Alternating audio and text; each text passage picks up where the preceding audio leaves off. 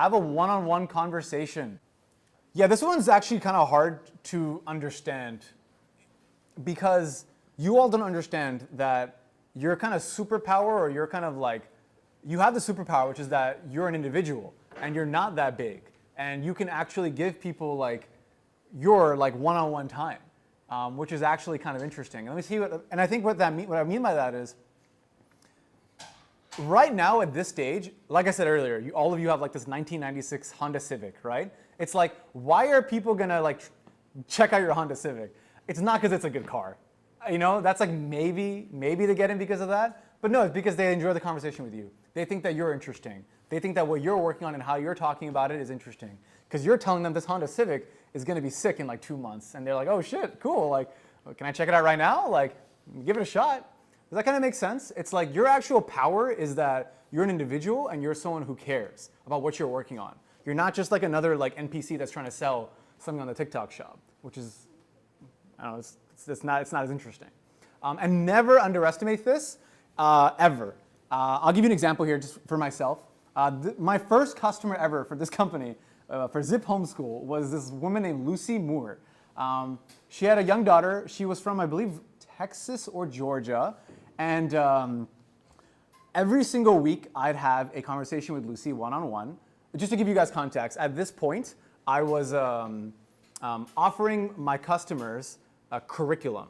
So it's like most, it's almost like most homeschooling companies offer their customers curriculum, like math exercises, reading exercises, blah, blah, blah.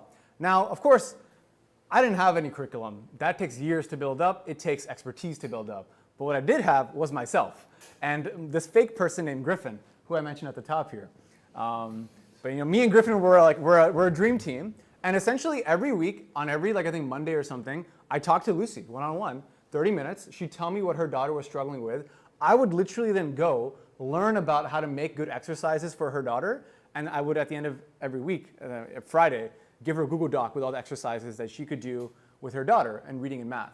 Now again, this is stuff that a big company can't do, but also like understanding that I'm at a fault, right? Like I don't have a giant library of content for my people to enjoy. How the fuck am I going to compete with anyone else, right? Well, here's how I can compete. A mother looking for very, targeted kind of exercises for her daughter, reading and math exercises. I can do that. And of course, maybe the first time I sucked at it, but then by week 8, we were on a flow, you know? I got really good at it. And over time, I eventually hired someone to then do this for me, right? But again, that's the concept of having like a one-on-one conversation, like putting your personality and everything into what you got. Because again, at this point, I had nothing. It was literally nothing. It was just a promise. But then, yeah, had a chat with her. She trusted me. It worked out, right? So I think this is kind of worth internalizing that, yeah, there's a lot of noise, guys. And you're special in the sense that you will actually take a moment and give people some attention that will support you, all right? At the end of the day, like, I'm opening up all sorts of social media, all sorts of like places where there's like millions of people, thousands of comments, blah, blah, blah. It can actually get kind of exhausting even as the viewer, right? So then if you think about that, have some compassion for the viewer even, how can you potentially make the viewer's day or make the day of somebody that could potentially find what you're working on interesting, all right? If it's Chesky, for example, I'm sure like someone who's up and coming in chess or just like is interested in the game on Reddit or interested in the game in like Braden's DMs, and Braden gives them 25 minutes of his time for an intro lesson, free lesson, that'd be sick. I'm sure they'll remember that for a long time. And then of course, it's up to them if they then want to subscribe to Chesky, right? That's kind of how I see it. And I think as a creator, this is kind of hard. Your goal is not to sell them anything. It's the hard part. And your goal also isn't to like become their best friend. It's somewhere in the middle. And it's like a really hard line to kind of tread. Because then if I'm Braden and I'm selling Chesky and I get in the call, then all they're thinking about is, fuck, this guy's just trying to upsell me for a $10 monthly package to his chess software. This is damn it. But then also, not trying to become your friend because you can't become everyone's friend. Very hard. It's somewhere in the middle. So you have to tread that line as a creator.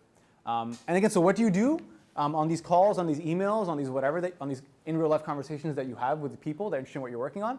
It's just to learn. You just want to learn about their life. You want to learn about their existence. And then at the end, you want to present a solution if you got one. Again, kind of like my dad selling a car.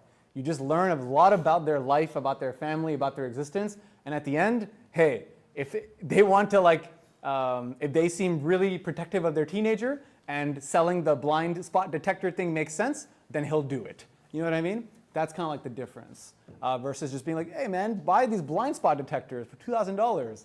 It's like, no man, I just want to get in my car and leave. So it's like you got to kind of think about that. Kind of like one mental model or one mental picture I would like to paint for you is imagine going to a party and then having you at the front waving, like you see someone, you're like, hey, you know, like you're just waving at them, you're clapping when they come, you give them a high five when they walk in the door, you know that feeling where like you see where a person would do that for you, versus you show up at the door of your party, right? And you look at the door and it says scan a QR code first of all. It's like, okay, you scan a QR code, and then it's like, okay, like now go to the back. Okay, now you go to the back. Okay, now pay me. Now authenticate with Google. Okay, cool. I'm gonna authenticate with Google, and then I get into the party, right? Like that's instead of doing all that, why not just greet them at the door? Like, why are you making your life so hard? Just let them into the party, and it'd be a lot more fun if you greet them like that too. And again, use this mental picture to kind of like help you understand how to use a strategy based on what you're working on, right? I think that's super important. And by the way, I want to distinguish this from networking because this can easily start sounding like networking. Let me tell you what networking is for a moment. This is what networking is. You are making fake friends and connections to move yourself forward for your own purely selfish reasons. Like that's kind of what networking is to me.